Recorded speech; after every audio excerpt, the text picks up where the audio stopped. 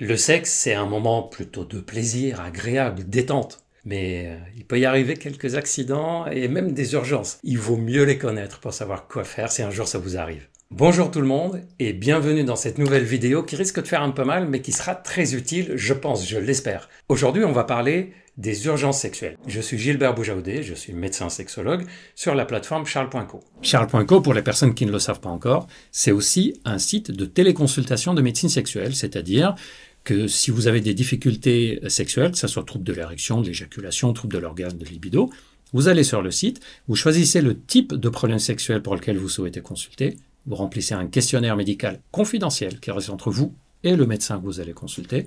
Ensuite, une téléconsultation, que ce soit par visio, téléphone ou par messagerie sécurisée. Le médecin fait le point avec vous, il vous donne les conseils nécessaires. Si ça relève d'un traitement, il vous le prescrit, avec possibilité d'ailleurs que vous puissiez demander qu'une pharmacie vous envoie les médicaments à domicile, simplement parce qu'on sait, pas juste parce que c'est plus pratique, mais on sait que c'est pas toujours évident d'aller chercher des médicaments à visée sexuelle dans des pharmacies. On peut avoir une petite gêne dans ces cas-là. Revenons au sujet des accidents et urgences sexuelles. D'ailleurs, il y a quelques téléconsultations que j'ai eues et que mes collègues sur Charles.co ont eues, qui étaient suite à des accidents survenus pendant les rapports sexuels. Premier accident, c'est la rupture du frein, et je pense que c'est l'une des plus connues dans le monde masculin, c'est-à-dire le frein du prépuce, qui peut être un peu court, un peu épais, et donc lors d'un mouvement, on tire sur le prépuce de façon un peu brusque, ou sans avoir lubrifié, ou sans avoir attendu que ça soit chaud, parce que quand c'est chaud, ça se détend un peu.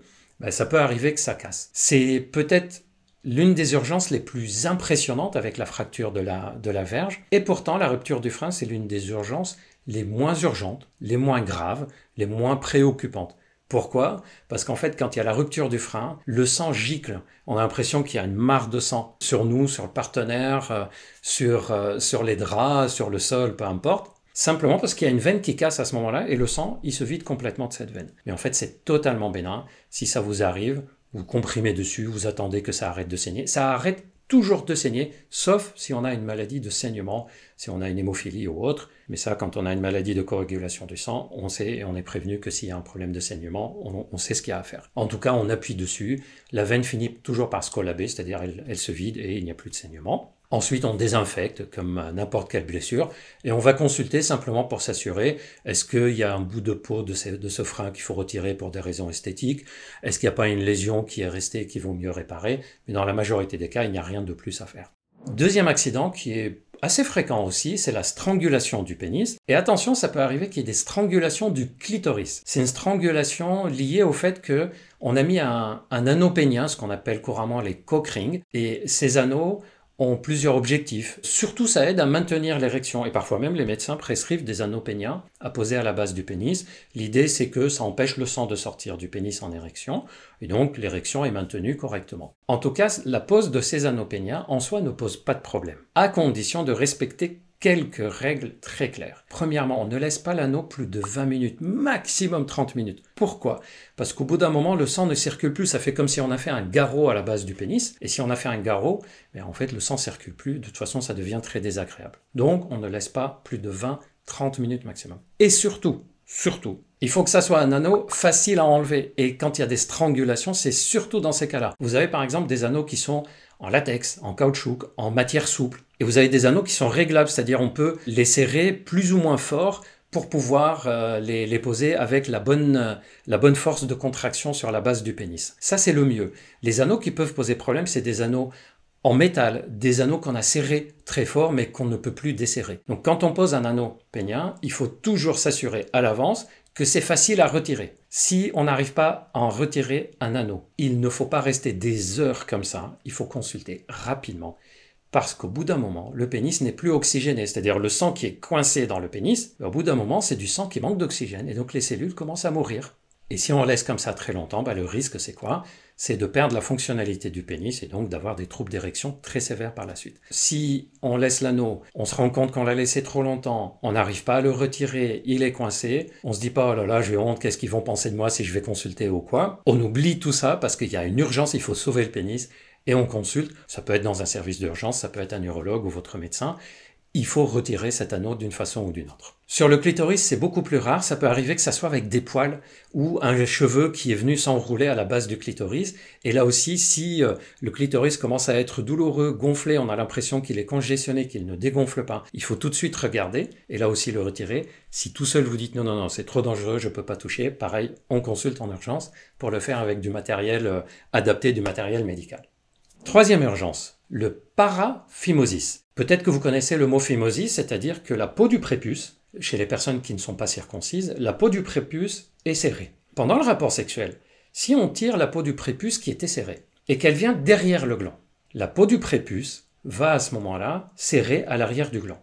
Au début, c'est pas trop désagréable, on sent qu'il y a une petite gêne. Mais au fur et à mesure, quand on comprime à l'arrière du gland, le gland, lui, va gonfler. Il y a même ce qu'on appelle un œdème qui se fait, c'est-à-dire ça se remplit d'eau parce que au niveau du gland, ça ne s'évacue plus correctement puisque c'est comprimé par la peau du prépuce qui est venue à la base du gland serré. Et là, on rentre dans un cercle vicieux infernal. Plus le gland va gonfler, plus ça va serrer à la base du gland, et plus ça va serrer à la base du gland, plus ça va gonfler. Et c'est une urgence parce que là aussi, ça peut donner des lésions sur la peau, sur le gland, sur le prépuce. Si un jour ça vous arrive et que vous sentez que vous n'arrivez pas à recaloter, c'est-à-dire la peau est coincée derrière le gland et le gland a gonflé, il n'a pas un aspect normal, et plus le temps passe, plus il est anormal. On n'attend pas des heures, on se dit pas oh là là, la honte, il faut pas que je consulte. On va consulter parce qu'il faut faire une manœuvre où on remet le prépuce sur le gland. D'ailleurs, si vous avez envie de tenter tout seul, on appuie sur le gland pour essayer de dégonfler un peu et on met le prépuce au-dessus. L'idéal, c'est de consulter pour s'assurer que c'est bien fait et qu'il n'y a pas de complications. Quatrième urgence, c'est les incidents cardiovasculaires, c'est-à-dire l'angine de poitrine ou peut-être même l'infarctus ou l'arrêt cardiaque. C'est extrêmement rare.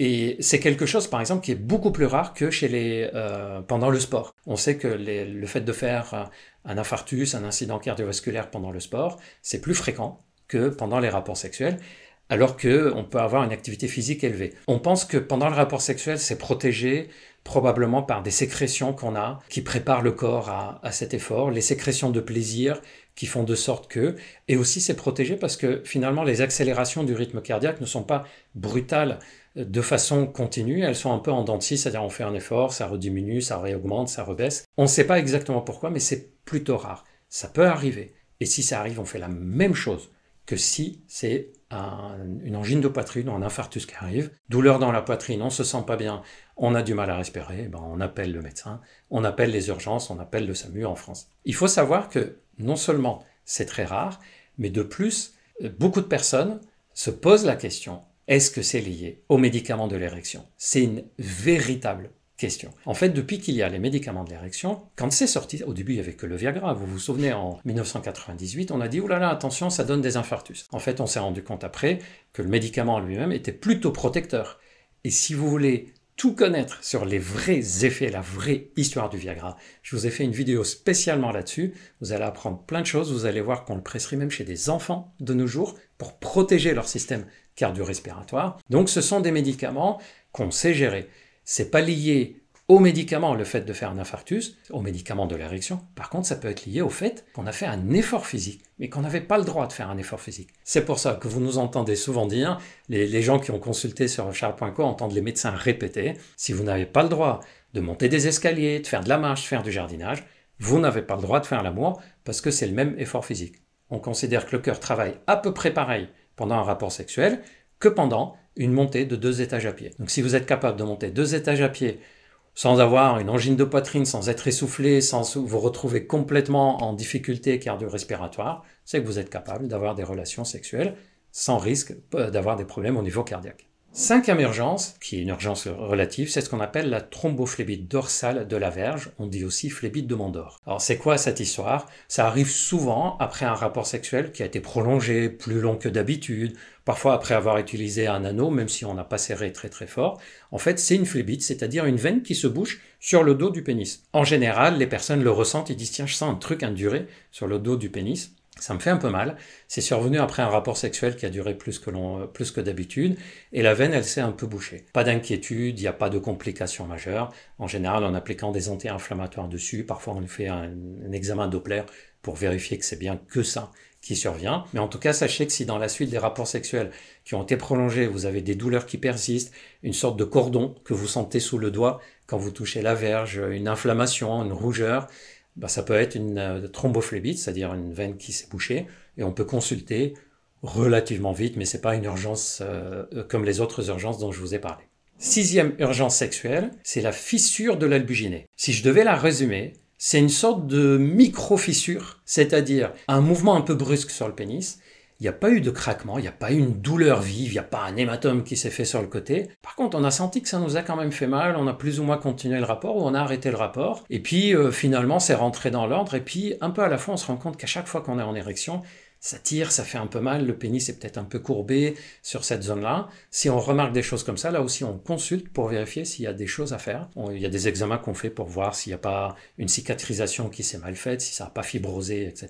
Donc c'est une sorte de micro-fissure du pénis, mais qui n'est pas aussi impressionnante que la fracture de la verge. Dans ces cas-là, on consulte, même s'il n'y a pas d'urgence immédiate à consulter, comme dans la fracture nette de la verge. 7e urgence. Celle-là, je l'ai gardée pour la fin parce que je pense qu'elle va vous faire sourire. C'est les morsures et les paralysies. Et on appelle ça les morsures et paralysies des amoureux. Par exemple, pendant un rapport sexuel, lors d'un élan de plaisir énorme, on va mordre, par exemple, au niveau du cou. Et ici, on a quelques nerfs et artères qui passent et on peut comprimer par mégarde un nerf et avoir ce qu'on appelle une névralgie. Autre situation qui est celle-là, on appelle ça la paralysie des amoureux. Vous savez, quand il y en a un qui dort et l'autre qui vient mettre sa tête dans le creux de l'épaule ici, dans le creux de l'aisselle, je cherchais le mot. Or, il se trouve qu'ici aussi, on a des nerfs et des artères et des veines qui passent. Et donc, si on s'endort, le rapport sexuel était tellement bien, on était tous les deux épuisés, on s'est endormi avec une tête qui est posée ici, on peut se réveiller avec une sorte de paralysie au niveau du membre. Alors dans la majorité des cas c'est transitoire, c'est-à-dire un peu à la fois on sent que ça revient, mais si ça revient pas, vous consultez, c'est simplement une compression.